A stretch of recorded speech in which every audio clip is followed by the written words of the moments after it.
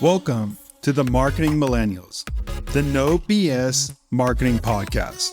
I'm Daniel Murray, and join me for unfiltered conversations with the brains behind marketing's coolest companies. The one request I tell our guests, stories or it didn't happen. Get ready to turn the up. Welcome to another episode of the Marketing Millennials podcast. Today's guest is Rynne, Senior Content Marketing Manager at LinkedIn, aka the perfect person to break down what's actually working on LinkedIn right now. And you know, I love LinkedIn. That's where the Marketing Millennials was born. So let's dive into this episode. We talk about what's working on LinkedIn today, which features you should be using to grow, how to build an engaged audience that drives results. If you want to level up your LinkedIn game today, this one's for you. Let's get into the episode. Today, I have someone on the podcast. We're going to get inside information, how to use LinkedIn for your business, for you. I got Alex. She works at LinkedIn. She's been at LinkedIn for 10 years. She's a senior content manager there for the marketing solutions, and we're going to dive in. So welcome, Alex, to the podcast. Thank you for having me. Excited to be here. Longtime fan, first-time caller. Let's dive into just why LinkedIn first, and then we can get into the nitty-gritty. Yeah. So why LinkedIn for marketers? I mean, in my opinion, that's where your audience is. People come to LinkedIn with a distinctly different mindset than they do when they go to Facebook, Instagram, YouTube, even X. So people are coming with a professional mindset. People are coming for different reasons. Yes, people are looking to connect with like-minded professionals. People are also using it as their main source of industry information. And people are using it for entertainment also. I think one of the main reasons for marketers, though, is because it's where your audience is at. It's where the decision makers are at who are going to decide, if your product is worth investing in. So, yeah, it's a must-have for marketers, especially B2B marketers. I want to go into also what is the biggest mistake that you see a lot of B2B brands make when they join LinkedIn, or even people who join LinkedIn that want to start utilizing it? I'd say just like establishing a page and assuming that you're going to get a following like right away.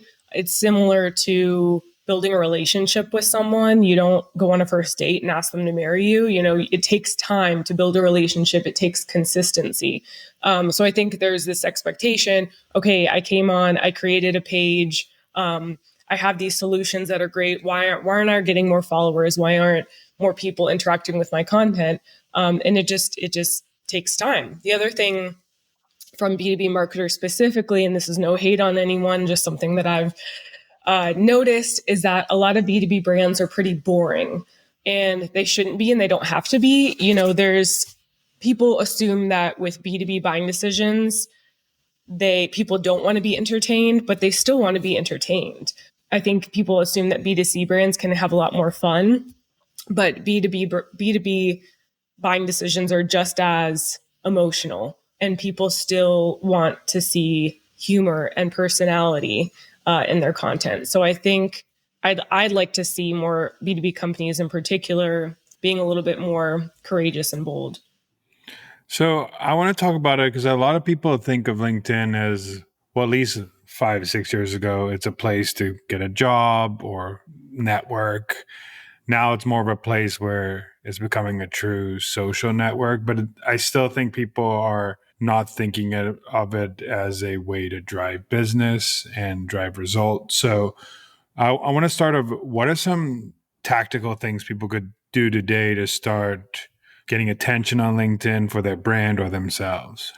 Yeah, I think, it is similar to other social media sites in the sense that you should post consistently and making sure that your audience that your content is valuable to your audience, meaning that it's audience centric. It's not necessarily about you and your product, although at the end of the day, that's what you're there for. It's more so alleviating your customers and prospects' pain points.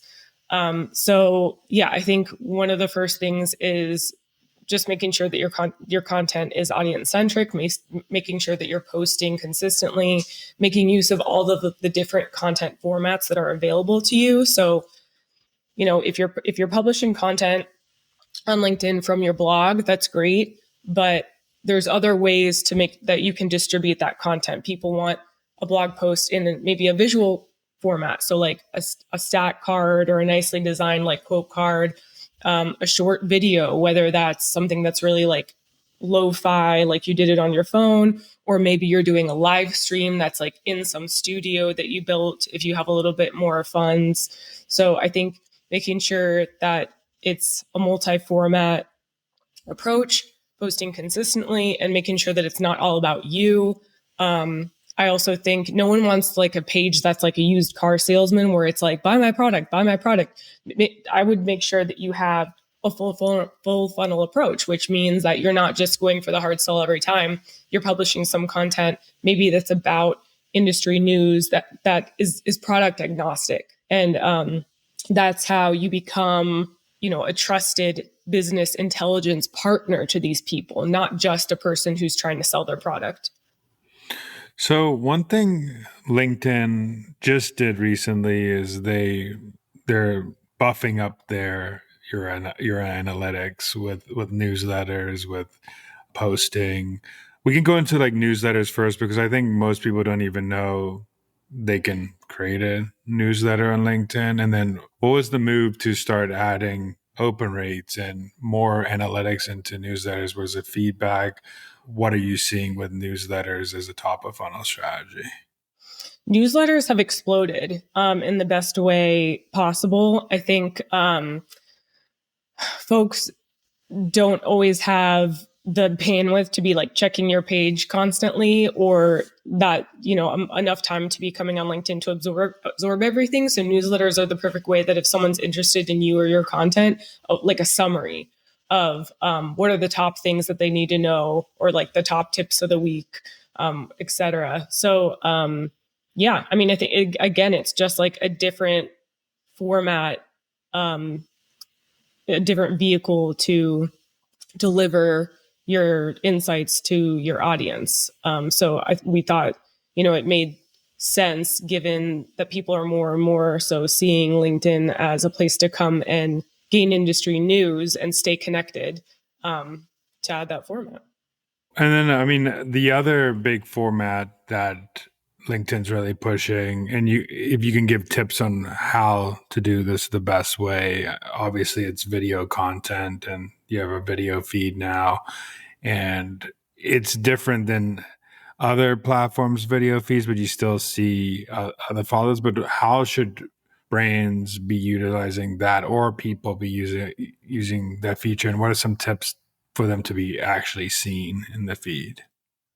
That's a great question. I've posted a lot myself, just videos about video, very meta.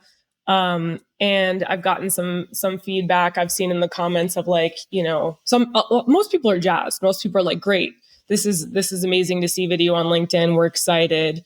And some people are like, oh no, I didn't want LinkedIn to become TikTok. Like, everyone calm down. LinkedIn is never going to be TikTok. That's not our MO.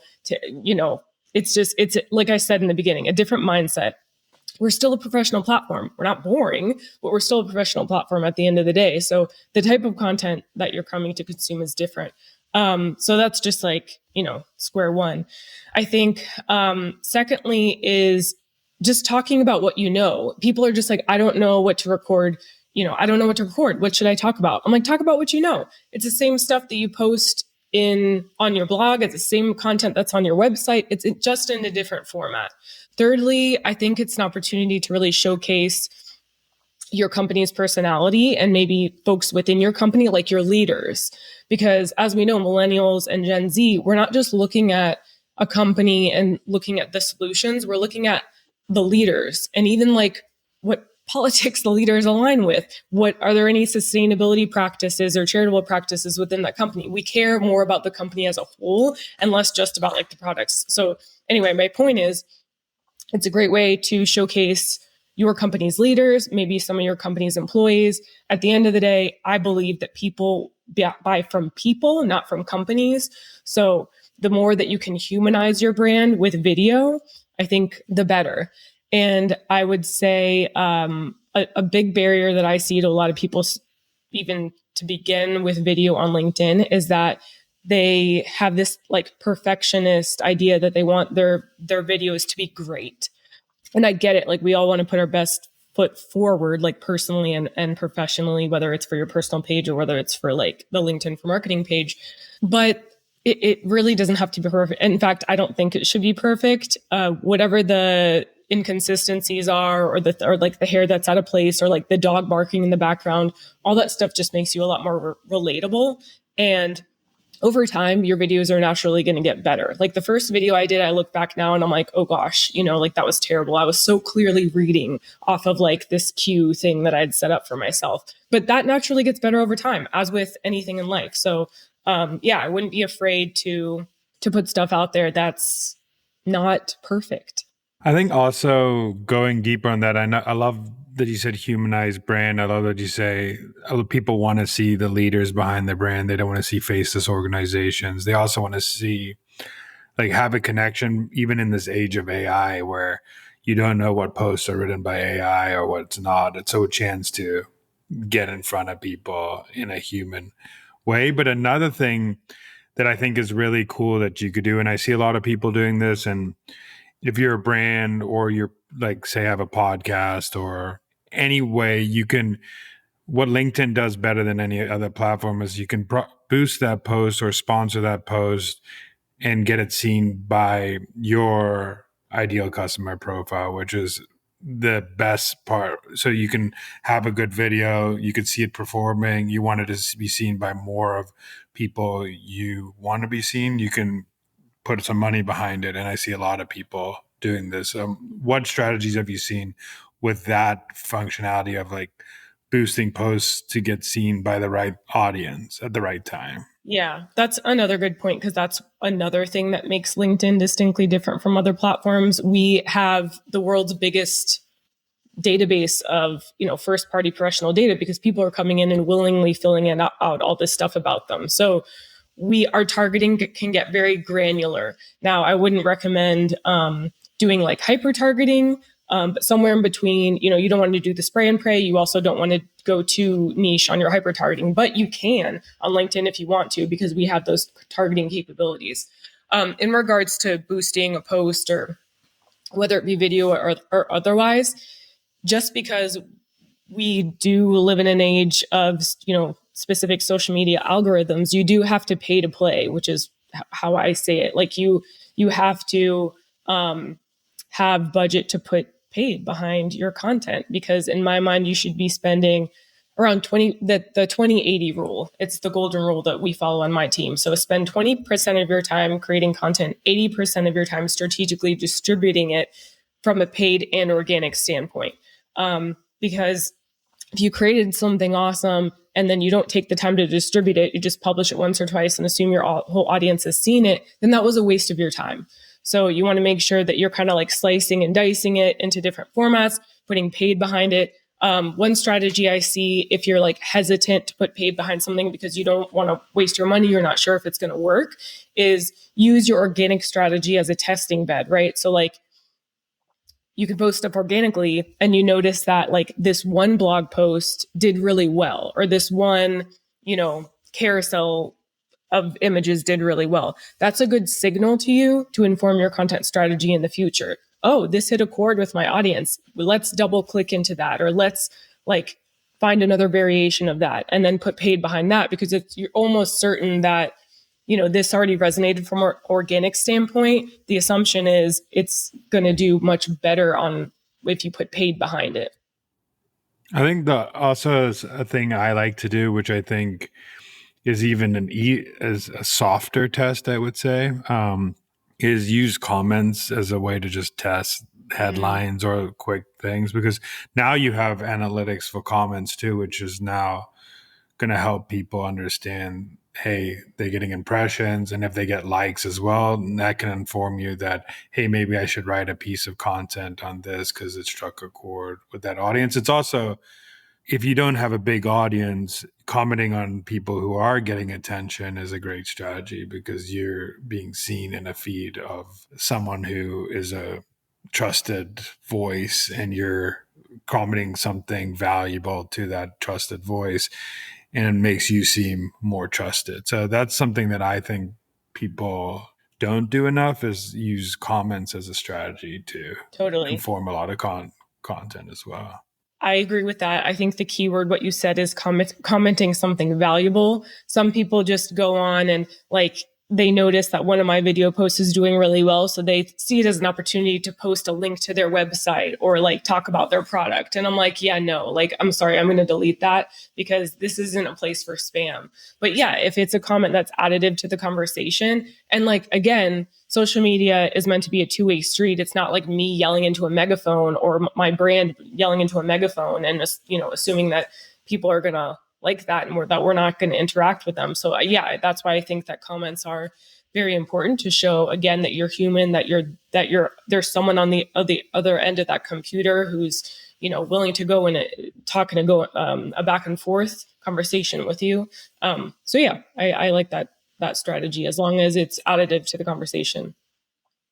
A big trend that, I mean, it's been going on for a little bit, but it's are doubling down, and we've kind of hit on it a lot, but people also using personal brands and company pages to do a lot of their marketing. So a founder posting or head of marketing or whatever their audience is that they use utilizing those profiles as well as the personal brand. Do you, what part of the strategy of growing your brand or your company, do you recommend that you have some personal brands attached so you get seen more? Yeah, absolutely. I mean, I think it has to come from an authentic place. Like, I think one thing that's more unique to millennials and like Gen Z is that we're just hyper aware of when we're being when we're being marketed to. I feel like we can smell BS from a mile away, and so it has to come off as authentic. Like this person was already posting, or this person, you know what I mean? Like it can't be like, oh, the company clearly told this person to start posting, but they're very stiff, and it's clear that they're not having a good time doing it. I think if you're having fun creating content, it comes across very clear to the consumer, and they have a good time consuming it. But yeah, I think in general it's important because it's like what we mentioned before. You're humanizing your brand. You're showing the people behind the organization that cause folks to just like your brand, have greater brand affinity. And I think at the end of the day, also like it doesn't hurt because it's just another way to stay top of mind. We always say that the brand that is bought is the brand that is remembered. So if people are seeing people that work at your company talking about stuff that's either associated with the brand or maybe stuff that's not associated with the brand, it just like builds the brand's credibility. Like, and for example, like I mentioned, I started posting videos about video with no intention of, just with the intention of trying to be helpful, right? Because video is a new format on LinkedIn. And our internal growth team approached me and they asked me if they could put some thought leader ads, which is also a new content format, behind some of those videos about video. And it turns out that those videos about video that didn't even mention LinkedIn video ads were some of our top converters over the past quarter. So it's just interesting. People want to hear from people. People are less. Of course, you're gonna try sell people on video ads if you're the LinkedIn for Marketing channel. But if it's someone who works at LinkedIn who is obviously associated, but also not pushing the product, just talking about like insider tips, that's going to do well. So we talked about obviously that one ad strategy is like having organic strategy, boosting that post, getting seen by more. But the other side of it is actually running ads and having an ad strategy. But could you give some insights of what the best brands are doing to be successful with LinkedIn actual ads on the platform, not sponsored posts?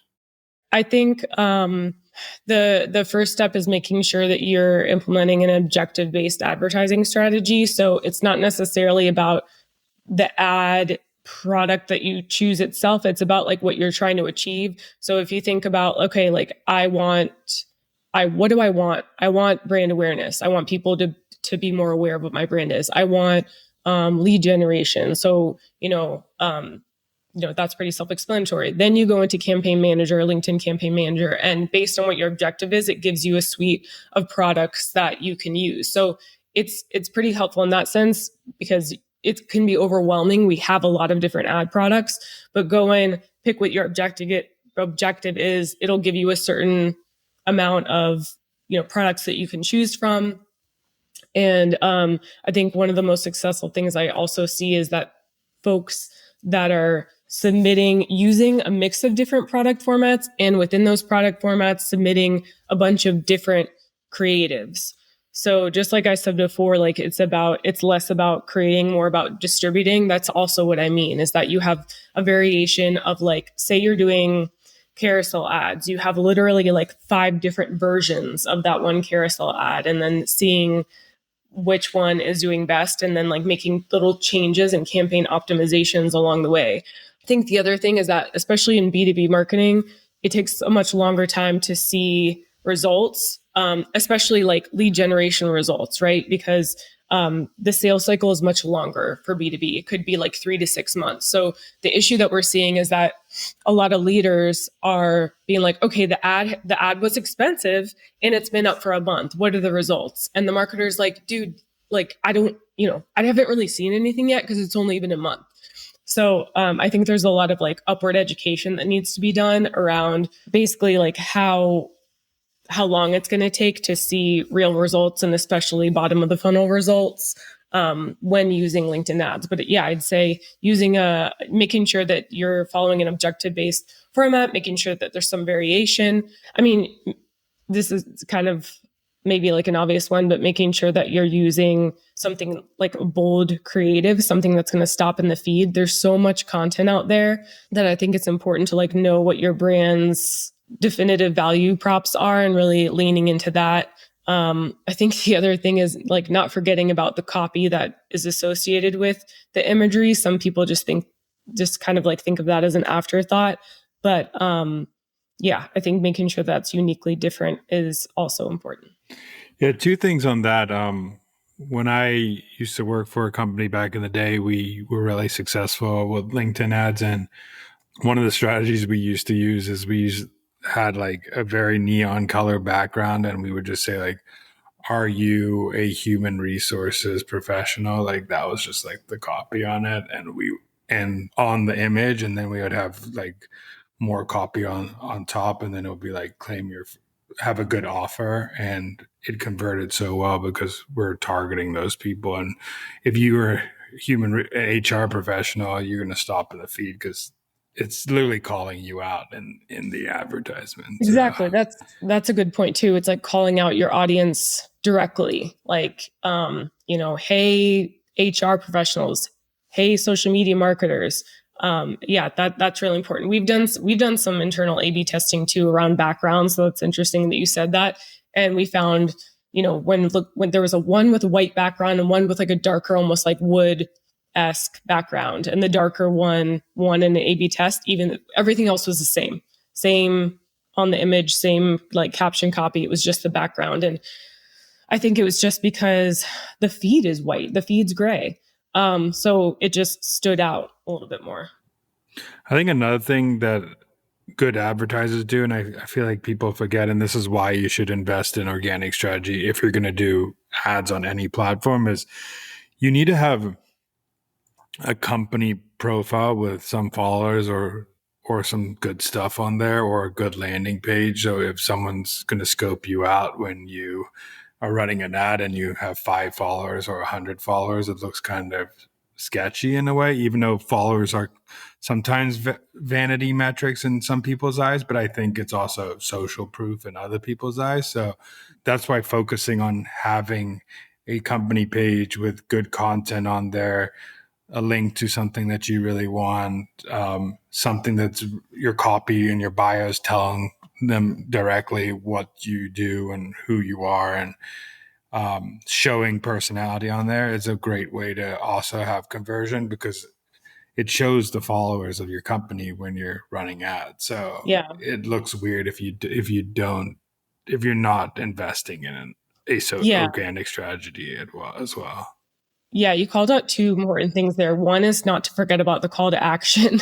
I don't know why I still have to say this, but like if you're going to run some kind of ad campaign, or even if it's just an organic post, make sure that you're sending people somewhere. So you're sending people to a landing page, you're sending people to the blog, what's the call to action? What's the next step that you want folks to take after they just consumed your post? The other thing is, yeah, I wouldn't put paid behind a campaign if it's telling people to go back to look at your LinkedIn page and there's like nothing really there. There's not a lot of content there. There's not a lot of followers, like you said. You're not ready. You're not ready to put paid behind it quite yet. Unless, people do follower campaigns pretty like early on, but I think it's important to establish a good consistent flow of content, make sure that there's stuff on there so that when you're driving people there, they're not like, oh, this is a dead end. So yeah, that's really important. Yeah, just like running, even if I'm thinking about a Facebook or Instagram ad, if you have an Instagram ad, people are going to check out your Instagram if they don't know you.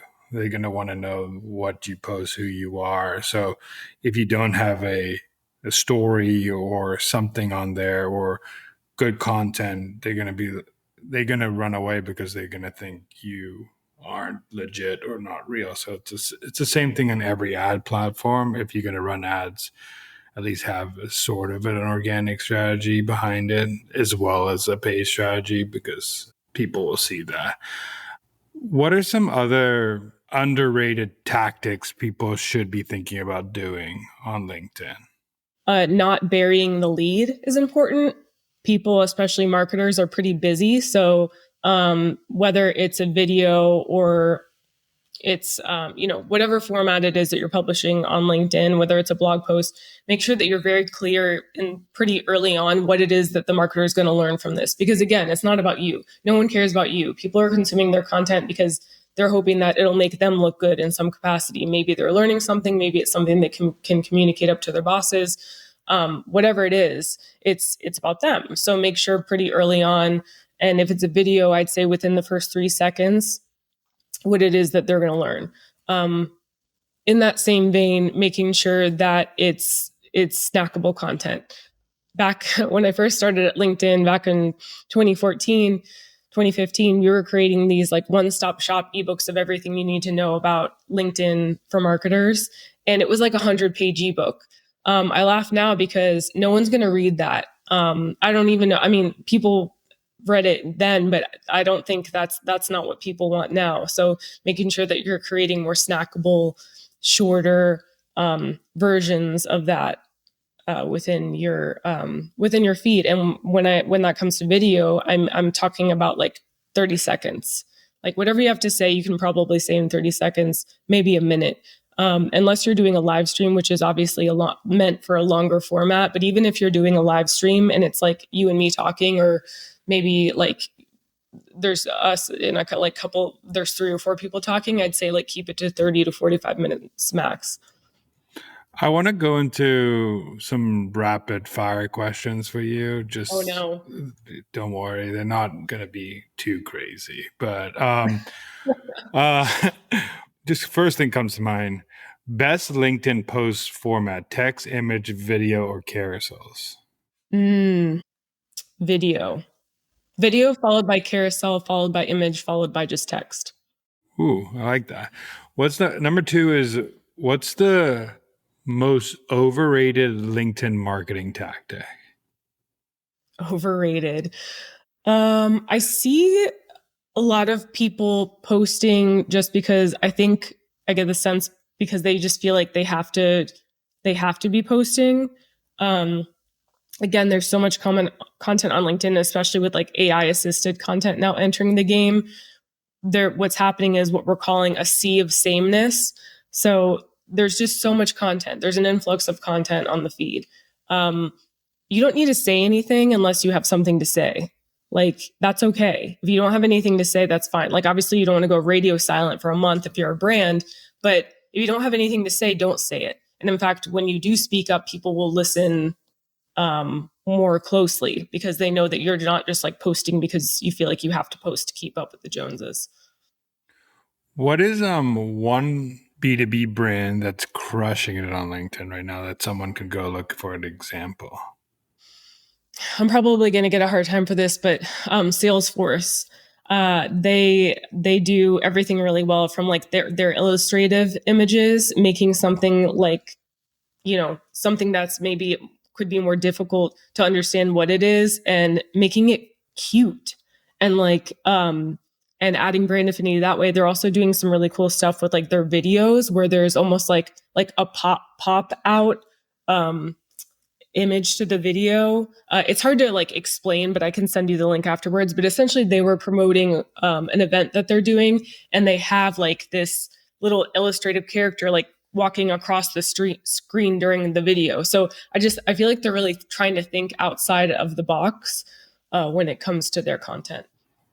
What is the best feature for marketers? LinkedIn feature.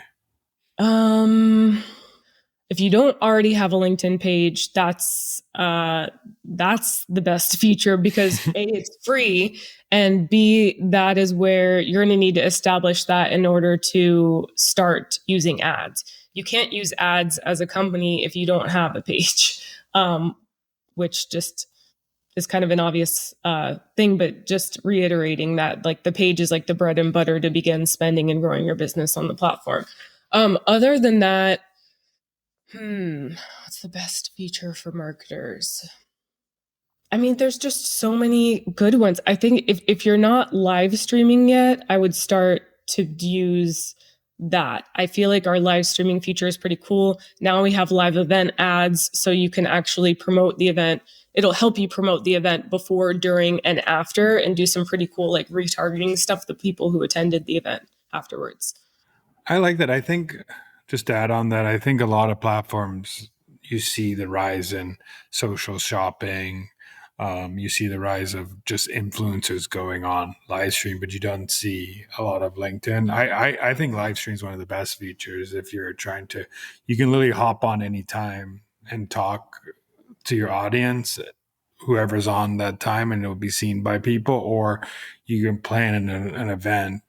So you could do both, which is cool. Yeah, and it's like it's in the moment thing. Like when I come on and I see one of my favorite brands live streaming, I'm like, oh shoot! Like there's this sense of timeliness. Like this is happening now. Like let me hop on and hear what they have to say. But the other cool thing is that the content lives on far beyond the single day of the event, because when we do a live stream, then we chop it up to shorter social videos. We do a blog post around it. We like continue to talk about it long after the event to drive eyeballs to it. So there's a lot of different things you can do with it. It's not just like the actual day of the hour of the live stream. What is one piece of advice for someone that is struggling hard to get traction on LinkedIn? My sense is that they're probably thinking about themselves too much. They're not being as customer centric as they can be. So that means when you are publishing, think about your target audience, think about, maybe do some research. What keeps them up at night? What are their issues? And then creating content specifically around that. So not about you, not about the customer. The other thing that I think is that everyone's just like obsessed with talking in this like non-human corporate speak that drives me bananas. Like if I read one more blog post that starts with like the ever-changing world of B2B marketing, the landscape is changing at a rapid pace. I'm like, we know, like we get it. It's ever changing. It's been that way since the beginning of time. But like, I think it's important, and I want to see more brands do this, specifically B2B brands, is talking to your audience the way that they talk, the way that they talk to their friends, the way that they talk to their peers. That's a lot more relatable, and just like calling out the elephant in the room if there is one in regards to something. I just think these like who talks like that in real life? That's what I want to know. Yeah, that's great advice. I also, the one thing that you said about they're self-centric, I always say to people, that aren't performing on LinkedIn or social in general, this is not your personal journal. If you want a personal journal, it's for you. So you're just documenting for yourself. If you want to get attraction, you have to do what other people want and you have to write what other people want to hear. And if you don't like that, it's okay. Some people say, I'm writing such a depth, like cool content. I was like, but do people actually care? Are you writing it in a way that people want to read it? Is it? Yeah. Do you think it's cool, or does your audience think it's cool? If you think it's cool, keep it for your diary that you put under your bed. If you think your audience is going to think it's cool, then great. Yeah. 100%. Lastly, I want to ask you, because I ask everybody on this podcast, is what is a marketing hill you would die on? The marketing hill I'm going to die on is never underestimate the importance of top of the funnel content and investing in brand. I see a lot of brands, making mistakes, especially when times are tough and their budget gets smaller, thinking, okay, well, if that's the case, I'm just going to pour all the money I have into the bottom of the funnel, into like strict lead generation campaigns, into like my content that's at the bottom of the funnel, meaning case studies, product, tip sheets, etc. That's not going to help. You're wasting your money. I think that, again, top of the funnel sometimes gets discounted because they're like, oh, well, we're not talking specifically about our products in it, or, oh, those are just vanity metrics because it's tougher to track when people engage with that when they actually end up spending. But yeah, I just think it's so important to build those relationships. We do at LinkedIn every year a study in partnership with Edelman called the Thought Leadership Trust Barometer Report. And we just did it for the 6th year last year. And it actually found that something like 76% of marketers are more likely to spend with a company because they put out thought leadership that they find high quality and interesting over just like looking at, they find that content more valuable and more likely to spend with them versus like just looking at their product tip sheet or like a case study or something of that nature. So it just highly illustrates the importance of that top of the funnel relationship building type of content. Yeah, expertise builds trust in B2B. And most B2B buying decisions, to be honest, are made by asking friends or doing research. Like they do. I mean, if you want to do demand capture campaigns, like getting case studies and for people who are about to buy, that's cool. But you already most likely they already know about you, and most likely you're spending more and more people that already know who you are. Where like a big part of marketing is generating new eyeballs, new people to know who you are, and the best way to do that is through education, expertise, and entertaining. You want to build a relationship with someone, and so I totally agree with that. Lastly, where can people find you and what you're doing? You can follow me on LinkedIn. My handle is Alexandra. My name's Alex Rynne, but my handle is Alexandra Rynne, very formal. Last name is spelled Rynne. So follow me. I try to put out interesting content. Again, if I'm not going to post anything, if I don't have anything to say, following my own rule. But I do try and publish pretty consistently. So yeah, give me a follow. Happy to answer any follow-up questions you might have about LinkedIn or just personal branding in general, because it's something that I'm passionate about. Well, thank you so much for coming on, sharing the inside tips that someone at LinkedIn is using to grow on LinkedIn and what other people are doing to grow on LinkedIn. And I really appreciate it. Yeah, thanks for having me. Thanks so much for listening. Keep tuning in to hear more great insights from the coolest marketers from around the world. If you haven't already, make sure to subscribe and follow the Marketing Millennials podcast on Apple Podcasts, Spotify, YouTube, or wherever you get your podcasts. And if you like what you hear, I would greatly appreciate you giving us a 5-star rating. It helps bring more marketers into our community.